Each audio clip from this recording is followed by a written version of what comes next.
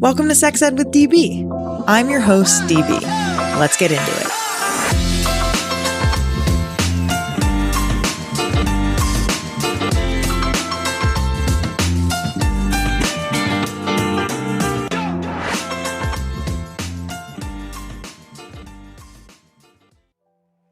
Here are my top 3 favorite things I love about Uberlube. Number 1, Uberlube makes sex feel a lot more pleasurable. It's as simple yet as powerful as that. Number 2, Uberlube is recommended by leading doctors, and its body-friendly ingredient list is widely used by people with sensitivities to lubricants. And number 3, Uberlube will not stain clothing or bedding. Any spills can be easily cleaned with detergent and water. Get your bottle of Uberlube now with code SEXEDWITHDB for 15% off at uberlube.com. Do you live in a state that has unjust bans to abortion? Plan C has got you covered. Go to plancpills.org and select your state or territory from the drop-down menu to learn how people are getting abortion pills by mail in your state, as well as information on hotlines, in-person clinics, and more. It even has a pregnancy calculator so you can determine how far along you are, which may affect which abortion options are available to you. Follow and share on social media at Plan C Pills and visit plancpills.org to learn more.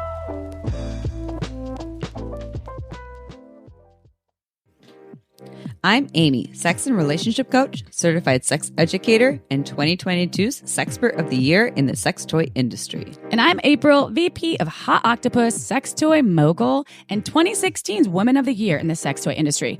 Allow us to introduce you to Shameless Sex, a real talk, informative podcast all about sex and relationships, but with a playful twist. Want to learn how to eat pussy like a champ, suck dick like a boss, how to better communicate, connect with, and touch lovers and partners? Or maybe you just want to be the master baiter of your own sexual pleasure. Shameless Sex releases episodes weekly and features accredited doctors, authors, therapists, and educators, available on all podcast apps. Just look up Shameless Sex to discover your new best friends when it comes to all things sex and relationships. To learn more, visit shamelesssex.com. Hello, everybody. Today is a really good one. I really nerd out all the time when I talk to directors and writers of media that I really like and consume. And today is no exception. Today we have Molly McGlynn on to talk about her new film, Fitting In. And it is a wild ride. It's a really fantastic film that's coming out February 2nd in select theaters in the US and Canada. And it's about a 16-year-old girl who gets diagnosed with MRKH Syndrome. And it's basically named after these 4 doctors. This is silly, but Mayer, Rokitansky, Kuster, and Hauser, MRKH. And it's a rare congenital disorder that affects the female reproductive system. And it's basically characterized by an underdeveloped vagina and uterus, and the uterus may be small or absent, and the vagina is typically shortened. And essentially, we talk all about her real experience having MRKH. It occurs when a fetus is developing and is present in about 1 in every 4,500 people who are assigned female at birth. And I just learned a lot from her by learning about her real experiences that were also embedded in the film. It's a really, really great film. I highly recommend watching it. Once again, it's called Fitting In. And yeah, I'm just excited for you to listen to this really great conversation. She and I got along so wonderfully, and I again learned a lot and was so happy to be able to see the film and be able to talk to her about it, because it was really interesting and very heartwarming and challenging and raw and just beautiful. Just a quick reminder, if you rate this episode 5 stars and leave us a review, you could win a Sex Ed with DB sticker. So email us a screenshot at sexedwithdb@gmail.com for your chance. And if you like this episode and, don't really feel like doing the rating and reviewing thing, just share it with a friend and kind of tell them what you liked about it. Because the more ears on Sex Ed with DB, the better for us and for us to be able to get this amazing content out to you. So here I am with Molly. Hello, Molly. Welcome to Sex Ed with DB. How are you doing today? I am doing well, busy, but grateful for the busyness. Yeah, you got a lot going on. So I'm very grateful that you're spending an hour with me today. And we get to talk about your amazing film, Fitting In. So I am thrilled to have you here to get to know you and to talk about your incredible film. And I personally, my audience knows this, I'm a major film buff. I studied film and media studies and at UC Berkeley for my bachelor's. If I wasn't doing this podcast, I'd probably be doing something, if I was lucky, in media or film. So it's always a pleasure to get to talk to creatives and directors and writers and just people who are doing amazing media work, and specifically when they're doing it around topics that I personally really, really care about. It's exciting. So thank you for being here. And I wonder if you could just start by introducing yourself and just telling us about your film, Fitting In. I mentioned this to you before we started recording, but I absolutely loved the film. I am so glad that I'm able to kind of break it down with you today and get to really reflect on it and talk about it with you. Thank you so much for a beautiful introduction.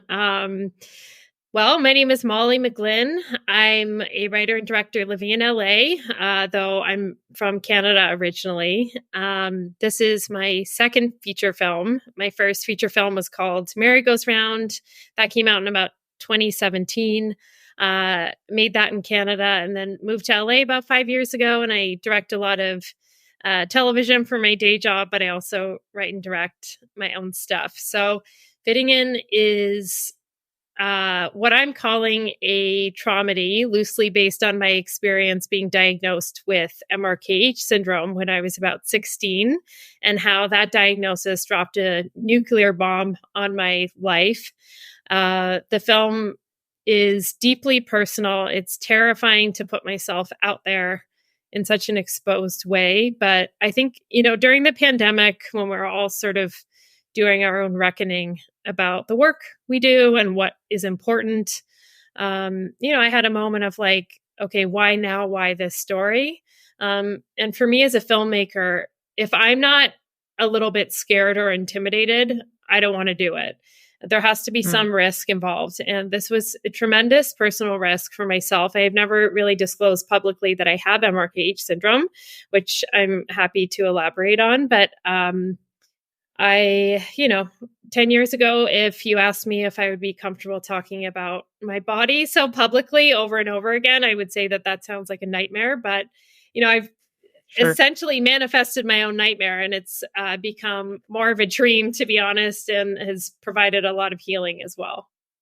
Amazing. Yeah. And I really obviously feel as a viewer that vulnerability and knowing, reading that like this is your story and this is something that happened to you. Obviously, I can't imagine like how vulnerable and personal that is.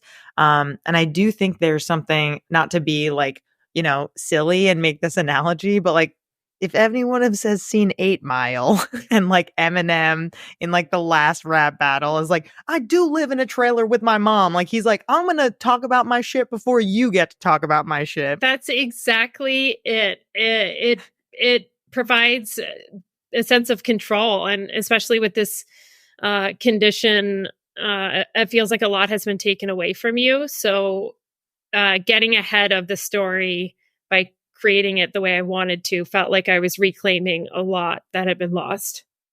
That's really, really powerful. Yeah. And yeah, again, like this is such a good film. It has so much heart and the characters are so wonderful and the acting is great and the storyline is really amazing.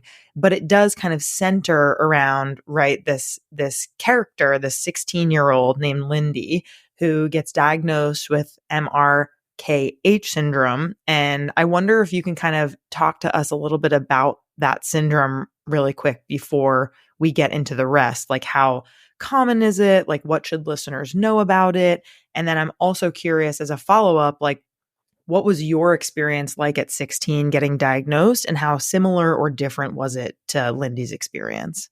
Yeah, so MRKH syndrome is a congenital reproductive condition, meaning that it's from birth. That's usually diagnosed around the age you would start to get your period. So when I was about 16, I would say, I still hadn't gotten my period. I'm the youngest of 5 girls. And, my mom knew this, but she would always tell me she got hers really late when she was 17. But I knew in my gut something was off. My mom and I had completely different body types. I was fully developed and, looked like a woman, and my mom was very petite and just different body types. So I had a sense something was off. And at that time, I think I was still seeing like a pediatrician in New Jersey, and he worked out of his basement, and there was like clown photos on the pictures on the wall. So that guy, suggested that we go to a gynecologist because it was sort of above his expertise. And I was really thrust into this whole scary clinical world. So essentially, you go through a period of testing involving MRIs, ultrasounds, blood test to confirm XX chromosomes. All of it was deeply confusing and disorienting because you sense that they don't really know what's going on. And looking back on it, when I had to write this script, I don't know if the diagnosis testing period was days, weeks, months, like it's all kind of a blur. And I think sort of trouble with memory is something related to trauma a lot. Timelines sort of disintegrate. But yeah, essentially I was told that I was born without a uterus, cervix, and an underdeveloped vaginal canal. So it's very complex as an adult. At 16, it's even more so because you'll never get your period. You will never carry a child when you're not really at an age to even wrap your head around that. Further to that, the choice to be a mother or not is stripped before you can actively choose to do so or not. And then lastly, and perhaps most urgent at that time, and what is a focus of the film, is needing to, or being told I needed to fix myself, specifically my vagina, in order to have what was presumed heterosexual penetrative sex. So without even having a sense of my sexual needs or anything like that, I basically was handed a box of medical dilators, which, I refer to in the movie as medical dildos. And it's sort of like, well, off you go, do this every day for twice a day for half an hour. Or if you get a boyfriend, then you don't really need to use them. You can just practice through vaginal penetration. So off I went. I was raised in an Irish Catholic household. Sex was not something that was talked about openly. So it just became a very private, shame-filled thing that, again, the timeline of which I don't really know. But I immediately started dilating before I could emotionally wrap my head around what had just happened. And in writing this film, I realized how deeply damaging it was to be telling basically a teenager that their body is a problem that needs to be fixed. I wish that my emotional well-being was prioritized. Instead, I internalized, your body is not sufficient, and you need to immediately fix this so you can accommodate what is presumably a man. And so in so many levels, how I physically, mentally, emotionally internalize that I am a vessel for someone else before I was able to even articulate what my needs were. Not to mention the social isolation of not being able to connect to a lot of your friends as a teenage girl, and feeling like a fraud and an interloper every time someone asks you for a tampon. I was babysitting. I was a great babysitter. I love kids. And then all of a sudden, the grief I felt in my interaction with children, feeling like I'll never have this. And then further to that, and a relationship very much explored in the film, is the relationship with Lindy, played by Maddie Ziegler, and her mom, Rita, played by Emily Hampshire. My mom was diagnosed with breast cancer when I was 13. So when I started getting breasts, my mom got one of hers removed. a female body was just a bomb waiting to go off for me. And then my own diagnosis, and she was in remission at that point, and she later passed away from cancer when I was 21. But it was very much about how we bounced off of each other at that time in our lives for different reasons. But with time and perspective, I'm able to see how my mother's body betrayed her and how I was so sort of myopic in my own grief. I wasn't able to see hers. And I was just frustrated with not feeling understood by her. So in a lot of ways, this film is a love letter to my mother and a way of making amends that I was never able to do.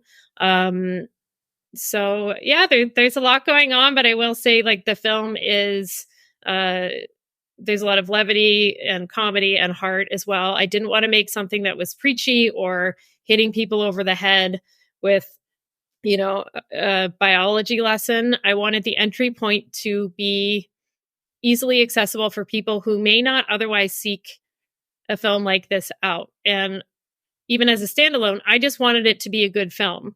It just happens to be rooted in this very specific experience I had. Yeah, I'm getting a little choked up about the love letter to your mom. I think like that comes through so clearly, and I can imagine as a director and writer, and the fact that it's your own story, I'm sure it's a combination of you wanting to like get things right and like how they happened, and it's also maybe an opportunity for like a couple of do-overs and like things that maybe you wish had happened. And I'm sure like the mixing and like entrenching of those things can get extremely emotional. Like even just hearing you talk about it, I'm getting emotional. So it seems very, very personal and powerful and really charged and challenging, I'm sure.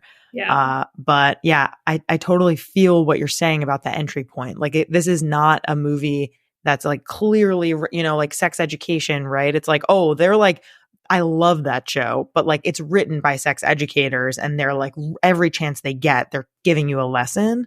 And that's not what happens in this film. I think like, we'll definitely get to the end of the film a little later in the interview, but like, obviously we didn't really say this in the beginning, but spoiler alert, if you haven't seen this movie, you're gonna see it, but we talk a lot we're going to talk a lot about what exactly happens in this film and definitely the end I want to touch on too. But yeah, the connection between Lindy and her mom in the film, like their relationship is very raw and full of love and tenderness, and it feels really real to me as the viewer. And I'm wondering what it was like kind of directing this relationship between these two characters and how you feel like Lindy's mom grows throughout the film, because I feel like there are a lot of glints of me as a viewer really understanding kind of the shifts and the changes that Lindy's mom makes when it comes to the way she approaches and supports her daughter, and just like the way that they kind of connect with one another. Yeah, I will say my mom, so I was the youngest of 5 girls, but there was a big age gap. And after my parents' divorce, it was very much my mom and I, a lot of the time. My mom, like Rita in the film, became a therapist later in life. She only had a high school education until after my parents divorced and put herself through school with 5 children, got her master's, became a therapist. Wow. And I was always so frustrated because she was always asking me how I felt. And I just wanted to punch a wall. I had no words for it. Emily Hampshire is a brilliant comedic actor. This is more of a dramatic role for her, but there is still so many comedic moments with her in terms of missing the mark in terms of how she's relating to her daughter.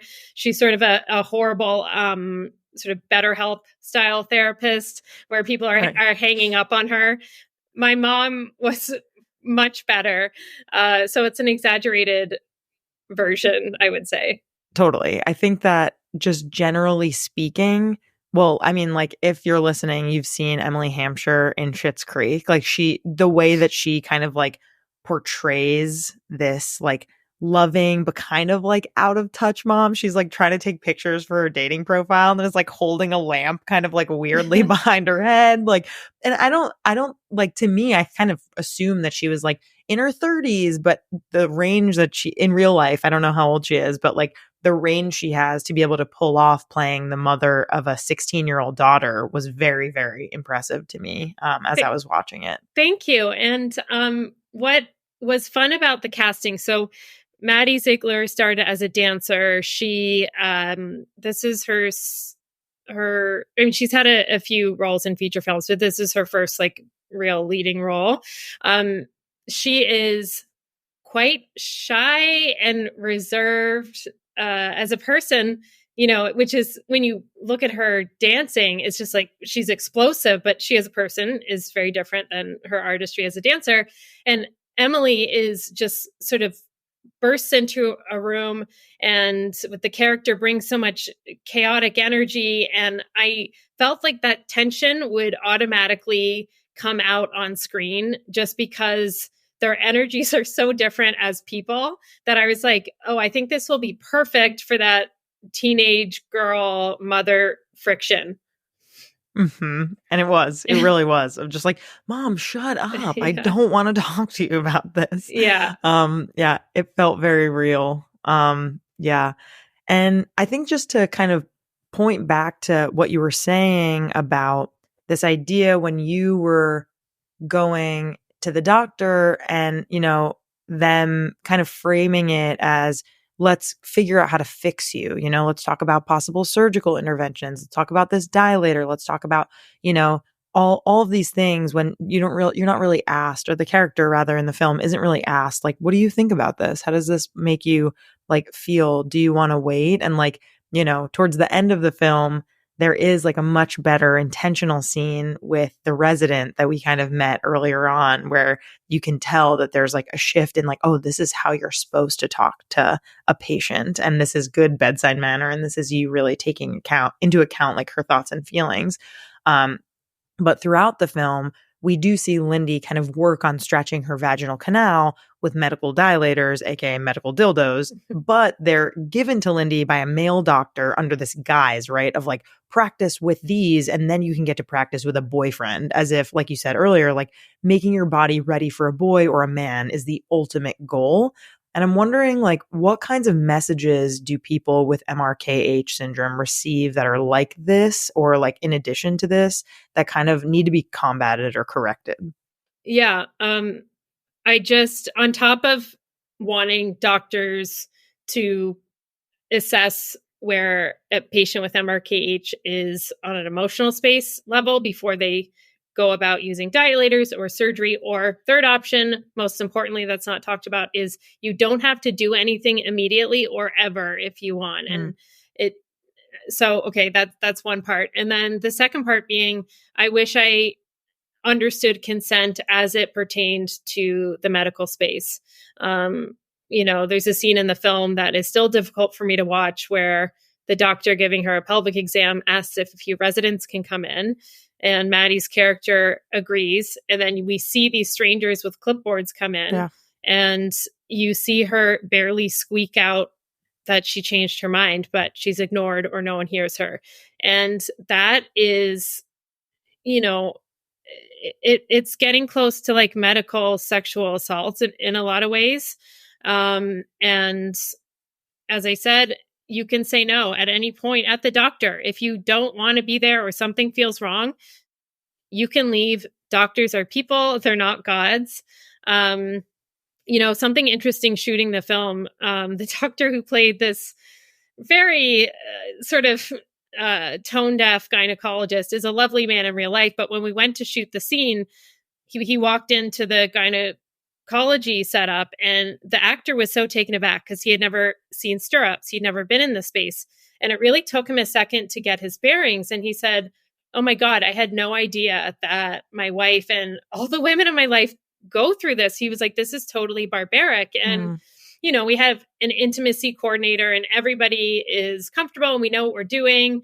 But I think it was difficult for him to even do the scene with Maddie where he was aware of the character's discomfort. And she was so great. Like, it's an indie shoot, so you're always like running against the clock. But, she sat up in her paper medical gown and she was like, this is way worse for you than it is for me. I'm good. She's like, I know that I'm crying, but she's like, I'm good. And then he sort of relaxed. And I was like, so proud of her for just being like, I got you. Yeah. Wow. That is the moment when I cried when I was watching the film, was when she started to cry after, like you said, she squeaked out, like, actually, like, I don't want to do this anymore. And especially, like, that should be illegal, like, for doctors to ask underage people if they are, like, is that legal? I don't know. I mean, it happened to me. I mean, it's crazy. The details of which are kind of piecemeal because it was a traumatic event, but being asked, again, you're a minor with the doctor. Right. And then these residents were there. And in my head, I'm like, okay, I want to be helpful. And so that other people learn about this, but you sense they're like, oh, this is interesting. This is new. And then I internalize it as like, I'm a freak. And then you become sort of dehumanized and you become this medical specimen. And like to that be is observed or something. Exactly. And that's an experience that I can imagine a lot of trans people have at the doctor or intersex people. It is such a vulnerable position, like physically, to lie down and put your legs on these metal things in front of strangers is so vulnerable. And I hope that doctors are taking more sensitivity because, something that was interesting, I would say 70% of the women on the crew came up to me at various points during this shoot being like, doing this movie has made me realize that this happened or that happened, or I was in a lot of pain and I was ignored. And it became this thing where all of these women were being reactivated and like sort of had this awakening of like, holy fuck, this is not normal. Why have so many women felt like this? And it's just not something we talk about. Totally. Yeah, I think it's just seen as like, oh, well, that's what you do at the gyno, or this is what happens, or whatever. And it's like a luck of the draw kind of thing. Like if you get a doctor who's like very conscientious and like can read the room, there's just like a lot of training that should be happening in medical school around like the way in which we relate to people, and it's just not happening.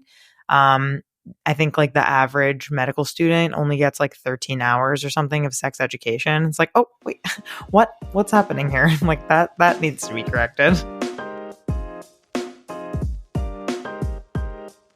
Let's talk about vacation sex. If you're like me, I bet you want a little pleasure while you're away, but can't fit your entire sex toy collection in your carry-on, huh? Say hello to the brand new Magic Wand Micro. Born into such a famous family, this little wand has quite a reputation to uphold while fitting in the palm of your hand. Same magic, now in pocket size.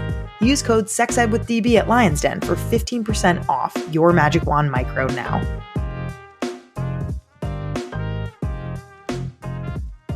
Are you falling into a pattern with your partner? Looking to spice things up but aren't sure how? Me and my partner exit our ordinary with Lion's Den. Lion's Den has hundreds of your favorite brands to help you and your partner reconnect or try something new. From novices to dungeon masters, there are products for every comfort level. With 50 plus years in business, Lion's Den is here to help. Can't make it to a local store? Shop online and chat with a customer service team member while you shop. Lion's Den offers our listeners 15% off in-store and online using code SEXEDWITHDB at lionsden.com.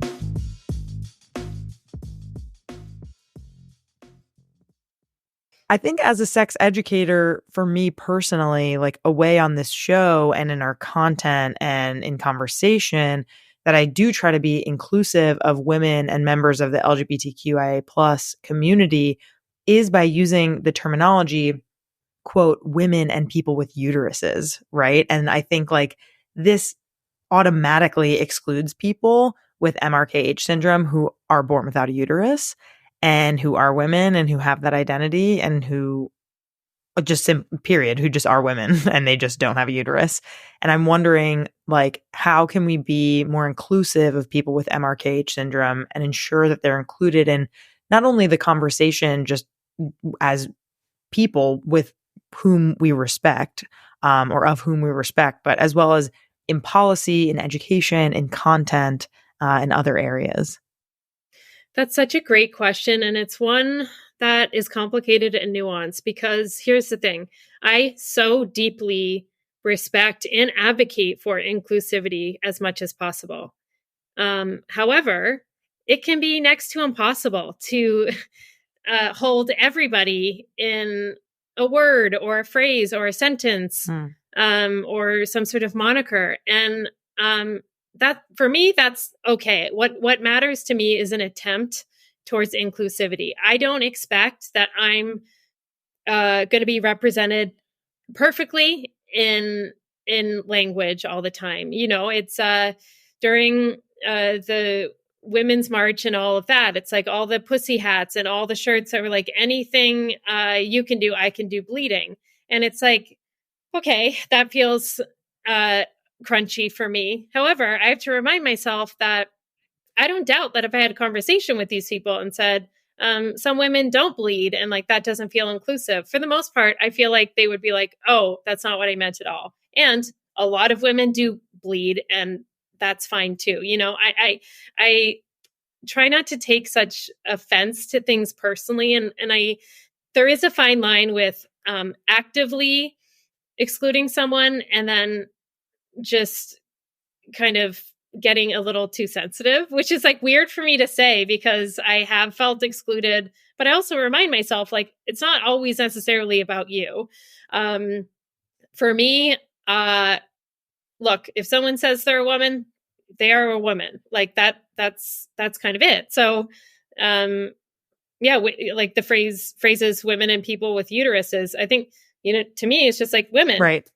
Like maybe folks are included with that phrase women, but I do think there is some sort of like conflating happening, or kind of like, yeah, like a catch-all or something that like we as sex educators try to ensure as much inclusivity as possible.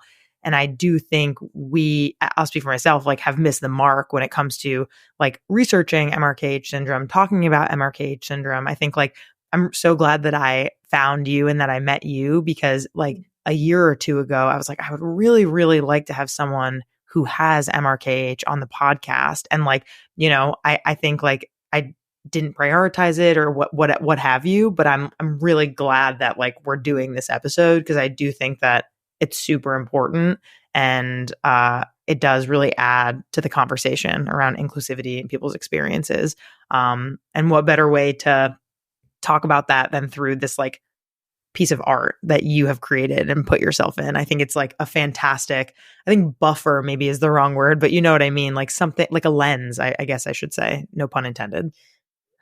Thank you. And I would say that the film is a conversation starter. I am a white woman who had an experience in the medical space, that I'm aware of the privilege embedded in that. I think there's an experience with MRKH for a person of color or from a different religious background that like I can't be that person to tell that story. I just pose questions, and like there are people with MRKH who are non-binary. There are people with MRKH who are trans. Some, you know, there's this contentious conversation about whether or not MRKH is intersex or not. I did not even know it was a realm of possibility until in my 30s, I was writing the script and doing research. And like all of a sudden I came across MRKH in sort of an intersex grouping. And I was sort of rocked because I'm an educated woman in my 30s and I don't even know what sort of category I'm in, if any. There's an intersex character and actor in the film played by Kai Griffin in the UK. Very important for me to have an intersex actor playing that character. But when people got rumblings of the film, who had MRKH, I got a lot of very angry messages from people saying that I was doing something very dangerous to conflate MRKH with intersex. And this is all without seeing the film. The intersex character and the character with MRKH play off each other in this really interesting way. And it's a way to ask these questions. My MRKH involves everybody. And I think that people with MRKH, women, have felt like a lot was taken from them. And somehow, if someone identifies as intersex, they see it as a further threat or an attempt to take more femininity away from them. But like, intersex does not deny someone's femininity. Like, there's just a big confusion over what words mean. And further to that, if you look at sort of the etymology of intersex, previously there was hermaphrodites, and there was an association with the bearded woman and carny circuses and freak shows. And I think still sometimes my guess is that people hear intersex and think of this sort of monstrous being, when in fact that if you take 30 seconds and Google it, kind of all it means is it's non-normative reproductive parts, which can mean a variety of things. There's many variations. And I still have an evolving relationship with how intersex relates to me or doesn't. And I think that's kind of clear in the film. If someone wants to say I'm intersex, fine, doesn't bother me. If they want to say I'm not intersex, fine, whatever. We're all just projecting what we want onto other people, when what I am is maybe something messier and in the middle.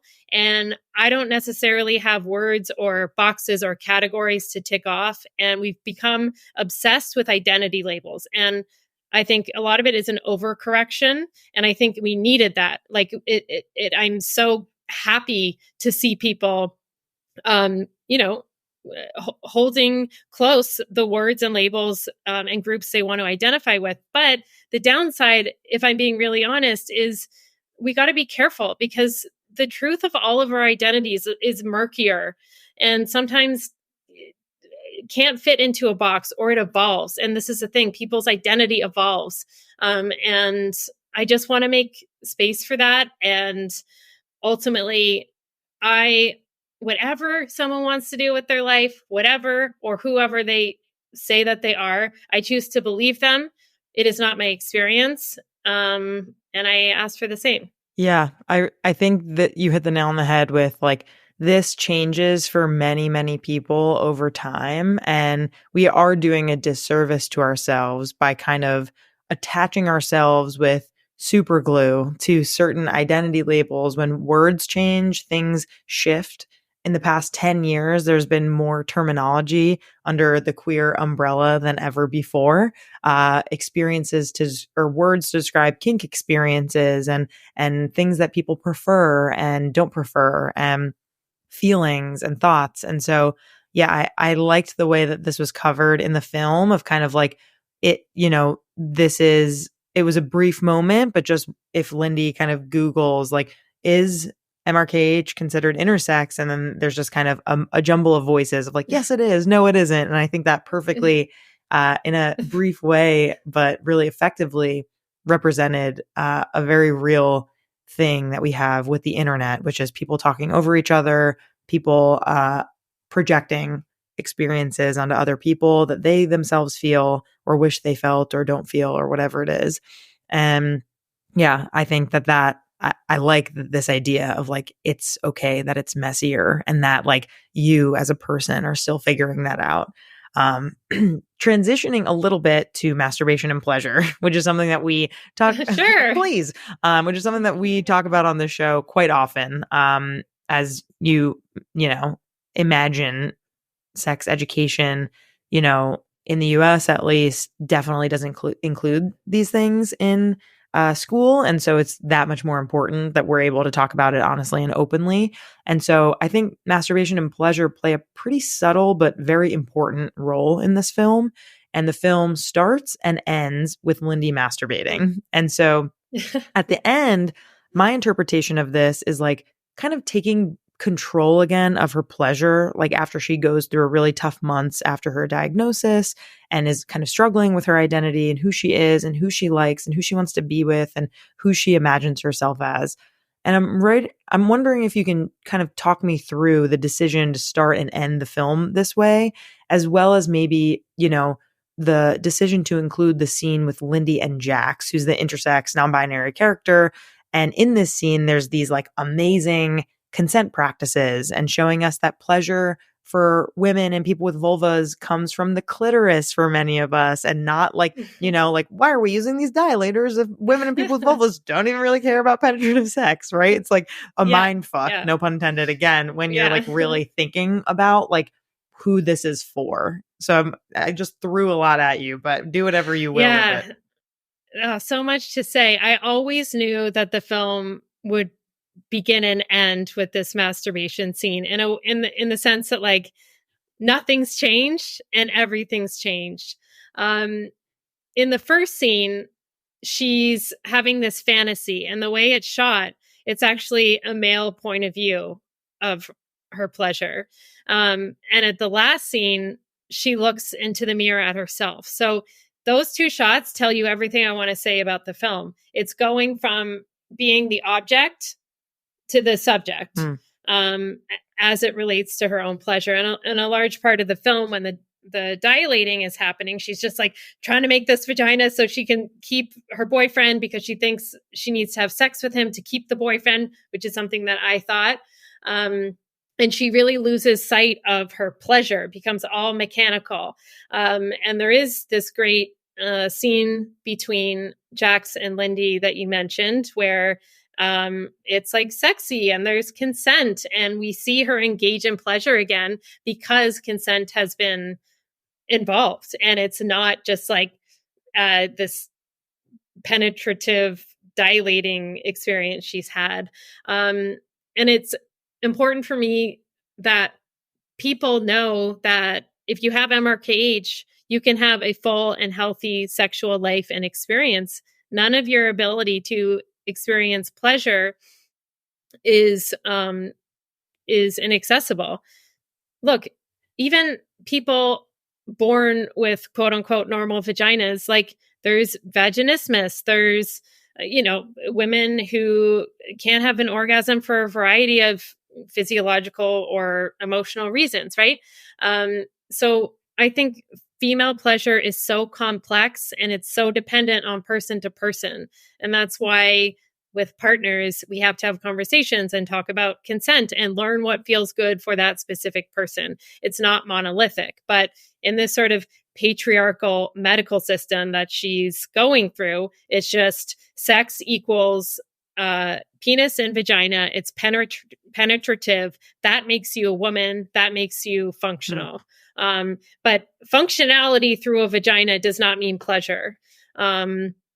So that was important to me. And also just to like see joy and pleasure for a teenage girl in a way that is, I didn't want to overly sexualize Maddie as well. She's someone that from a young age, through being on a reality show, like she's been very exposed. But for me, it was always about the emotion of sex, less the mechanics of it or to be like titillating or anything like that. It's like, how does this make us feel in any moment? And that really comes through. I think like, as a 31-year-old woman myself watching this film, it did make me kind of really reflect on like, what did my pleasure look like at that age? And like, I was really taught like, oh, if I'm, gonna go hook up with a boy, then like the penis is like the central figure that we need to like think about and focus on. And we're like doing the staircase method to like work up to it. And I just think that that is wrong and an incorrect way to think about pleasure. And I really do think like the more that we reframe like what pleasure really looks like and feels like for each one of us, like the more empowered that we are to like live our full best lives. And yeah, I really loved the scene with Jax. I really loved the fact that it started and ended with that masturbation scene. And I also liked that the film did kind of end with this like ambiguity. Like it kind of has Lindy kind of like going for a swim with Jax, and you're like, oh, will they, won't they? Who knows? Time will tell. Like, we're not sure. And how, there's no kind of like end to the conversations that Lindy's going to have with her mom. Like, this is kind of an ongoing thing. And it really made me feel like, oh, Lindy's life is going to continue after I shut my laptop. Like, it gave me kind of that feeling, which was a really beautiful way to feel after like completing watching a film. Yeah, something that happens in the film too is, that saying hurt people. This character is hurt and struggling, and she uses men basically to dilate. She uses Jax in some ways of not being transparent in her communication about expectations or what they are. And it hurts Jax. And I think Jax probably feels used or tokenized in this way. And I'm very self-aware of that. And Lindy has to own that. They make an apology and attempt an amends. And at the end, that last scene when they're swimming together, like they're skinny dipping. But to me, I was like, oh, this is just like a joyful baptism moment between two people who really care about each other. And it wasn't supposed to be sexualized. And to be honest, I don't know what happens for this character. In my mind, I hope she kind of takes a hot minute from dilating from everybody to like sort some of her shit out. Is there a world where she and Jax have a relationship? Absolutely. But I don't know. I love that. I want people can sort of transpose their own ending on it. Absolutely. Yeah.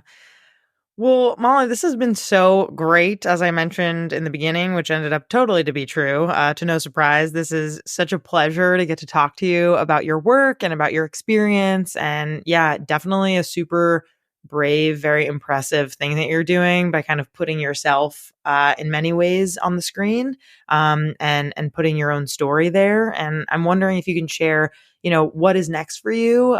Where can our listeners find and follow you? And when can they see this amazing film? I just finished writing my third feature film. It's my attempt at like a bigger studio rom-com, but it's funny. I showed my partner the first like 10 pages and he goes, oh, it's about a sad woman again. I was like, damn it, this is It's a trope. a studio comedy. And I was like, sad woman is my brand, but I'll punch it up and it will be hilarious. But that was my attempt to sort of, I need a break from reproductive vaginal conversation. Sure. And it's like, I'm a filmmaker. This is my experience and this is this film, but I have lots of other interests and things I want to do. I mean, one day I want to be like Catherine Bigelow and do a big balls to the wall, no pun intended, action film. I direct TV as well. I'm currently in the middle of getting ready to shoot a show on Fox starring Joel McHale called Animal Control. There is like a bunch of animals running around and that's honestly, it's so different than this movie promotion, but I was like, I am thrilled. I'm thrilled to show up and do fun things and do what I love, and nobody's talking about vaginas. Totally fair. Yeah, it's all about balance, I would say. Yeah, but I continue to direct TV, hopefully have my own TV show one day, but I'm always interested in stories about people who exist on the periphery, either they feel that way or they are. So, you can follow me at Molly Mary McGlynn on Instagram, and any info related to the film, I'll be posting there as well. Amazing. And this is coming out in February? February 2nd. It's coming out in the US and Canada. Cities and screenings will all be posted soon. Amazing. Well, Molly, thank you again. This has been so wonderful. And I'm so appreciative of you coming on today. So thank you. This was such a great, well-prepared conversation. Thank you.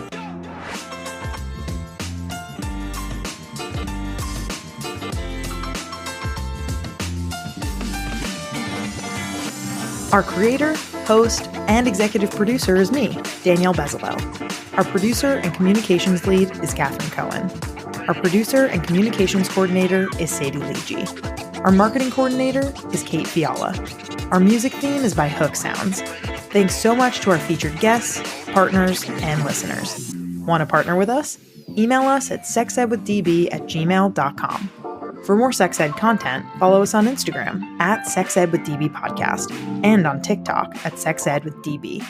Want to rep us with some brand new Sex Ed with DB merch? Go to sexedwithdb.com/merch to check it out now.